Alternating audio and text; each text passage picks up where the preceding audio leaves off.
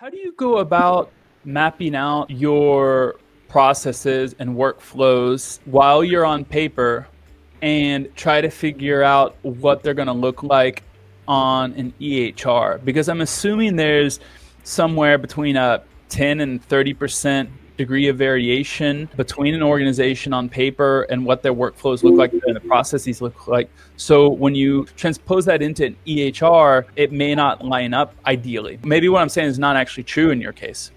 No, we did find that there was a lot of processes that needed to be adjusted or things were being done differently. We actually partnered with another vendor who has had 30 years plus experience implementing EHRs and I think it was like 2,000 different organizations across the United States. And we felt it was valuable given the state that the organization was in and being so paper-based that we should bring in some external expertise to help guide and understand our current processes. How can we configure the system to adapt to our current processes?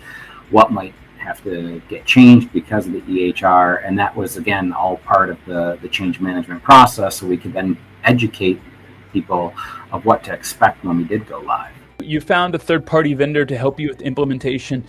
Was that due to a recommendation from someone in your industry or the CEO who said, like, we need someone who's going to be hands-on because an EHR is never going to do it as fast or as thorough? Well, why would you find budget for the third party when a lot of times EHR companies will tell you, no, you don't need anybody. We can do it and it'll be fast and smooth and seamless.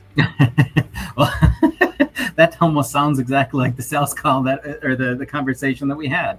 To be honest, the vendor actually gave us a couple suggestions of people to use because the individual we worked with our vendor did know and recognize, and I also had mentioned it to them that we were concerned with folks that may not have that expertise, that they were going to have difficulty bridging that gap and really understanding what the technology was going to bring to them. Even though I was that visionary and advocate of trying to get this across the finish line and how this is going to help everybody, we felt it was important to make sure that we had the expertise across all disciplines that would make sure that we would maximize our investment in the new EMR. The vendor that we use, we did actually research quite extensively and talk to multiple other facilities that had leveraged them, and they all were very, very pleased with them.